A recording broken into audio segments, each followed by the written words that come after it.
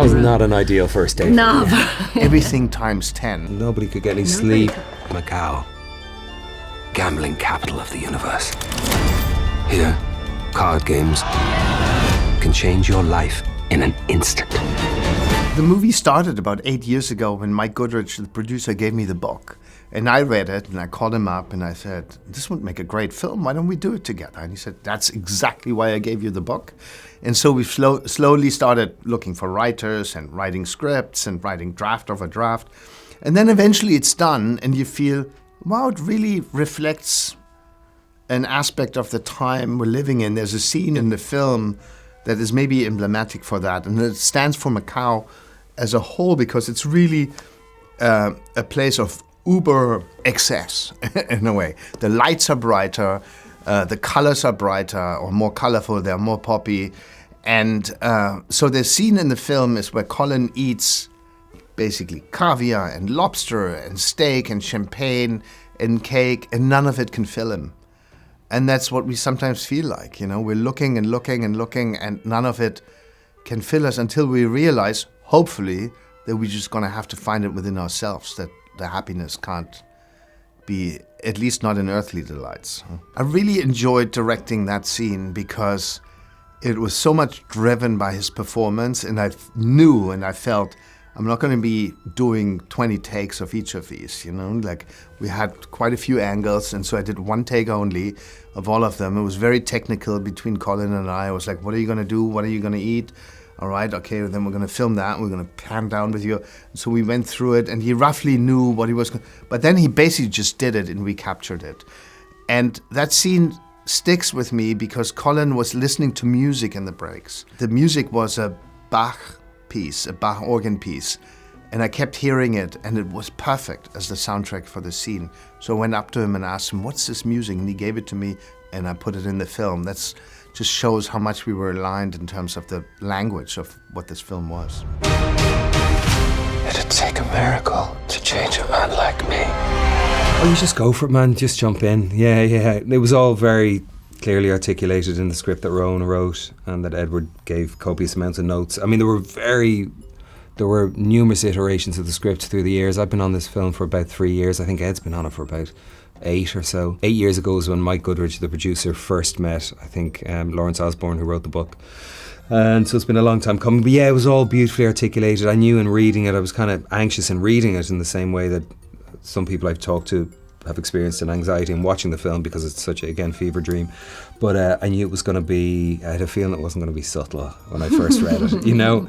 And you just go for it. Well, I really love that there's someone there before us who spent 5, 10, 3 years thinking about something and has had a life that he or she has put into this novel, and we benefit from it. There's a foundation that we can build on. There's intellectual work that's been done, and the screenwriter, I and Mike Goodrich, we can talk about it and we can build on it. You know, it's our foundation to build something. So that's, and we can take it as inspiration. We can take it verbatim.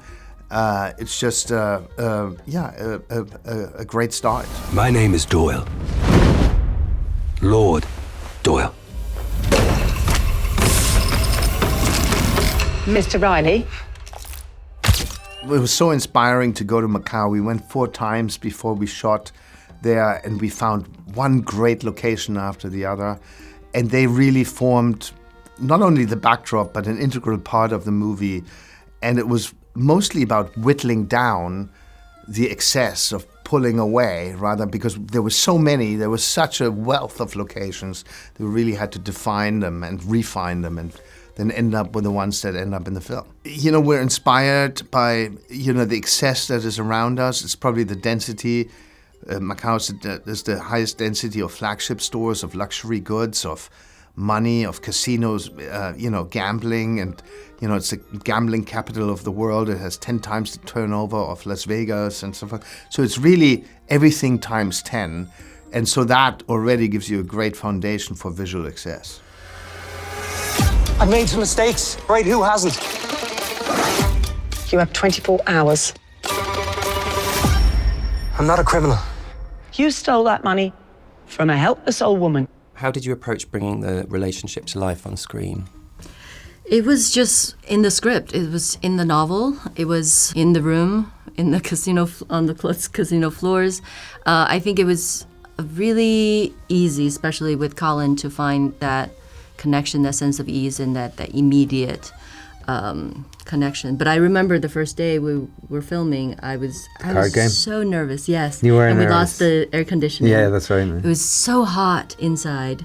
And it was People just were like dropping. really, yeah. People were literally dropping. Yeah, it was really not the best. No, I had to call the day. I've never been on a for the film where I first had to day. call the Oh, day. really? Yeah. Really, yeah, because of the temperature was just too high in That was the room. not an ideal first day for No, you. yeah, no.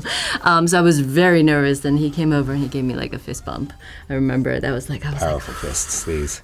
and yeah, of from then peace. on it was just easy. Yeah, it was easy, and Yeah. the scenes that I had with Fala, particularly the one at the houseboat, it's the only really moment in the film, bar the very end of the story, where the character I'm playing seems to drop into a moment's honesty, where the artifice falls away from him, and his sense of regret and his sense of shame, which are such big aspects of what he's living through, are permitted to come to the fore, and he's allowed to share about them, and that's a testament to obviously what was designed within the script, but also just the sense of ease that I had with you as well. Yeah, that was a lovely scene to do, because outside of that it's just erratic and chaotic and stress driven, and it was lovely to be able to drop into those moments of peace within the film, and I think the film needs it as well, that breath towards the end. Working class Irish boy in way over his head. I really enjoyed, after filming in Macau for 35 days, so we were there for 3-4 months,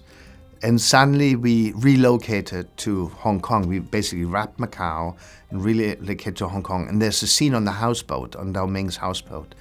And suddenly it was peaceful and quiet, and there was nature, and we heard birds chirping and waves lapping.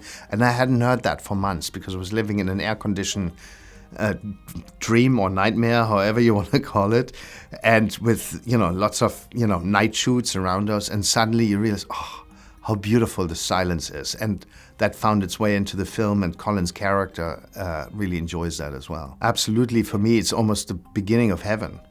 It's like the beginning of a new chapter in his life, and finding that peace that he hopefully finds in the end. That was a very memorable day, the one you just spoke about. Not only because it was your first day, but because of the heat. Yeah, that got everyone. Heat and the last day, our last day on the beach. Yeah, that was beautiful. That was beautiful. I loved the houseboat stuff. Yeah. I also loved where Dao Ming lived in Macau. The apartment. Yeah, I found that place, that block, very comforting. Beautiful. There was such a sense And of they have community, real and I know neighbours people quote living next unquote door. call it a slum, quote unquote. Yeah. I don't want to. I've heard some people refer to this. Yeah.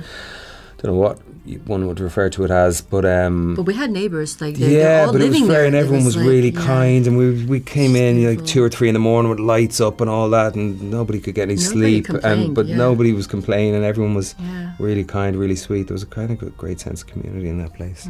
I'm about to win big, and when I do, I won't just pay my debts off, I'll pay yours too. I thought it would be the ultimate irony if an Irishman played a noble Englishman, and then there's a great it makes for a great twist, sort of 1/3 down the film, when he reveals his identity. The film is about finding yourself and finding an identity. It's an Irishman pretending he's someone else, and I thought that would be great. And Colin is also such a generous person with his emotion, with his vulnerability.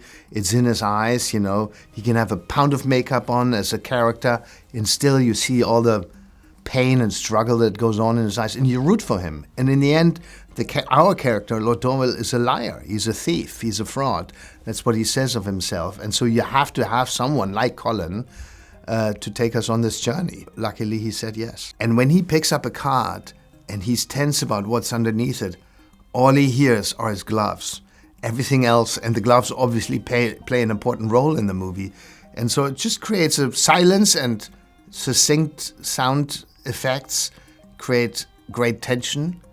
I love, having these moments and really concentrate on the sound design rather than, put music over them. Because I always feel when it's silent, you can hear you hold your breath to really await what's about to happen. And so to me, that's always the tensest way of portraying these scenes. What I see is a man way beyond any redemption.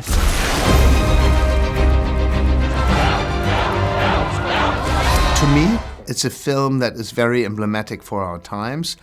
I'm not, the film is not going to dictate, what one should take away. I don't believe in that. I think, audience don't want to be taught. They want to watch, they want to experience something.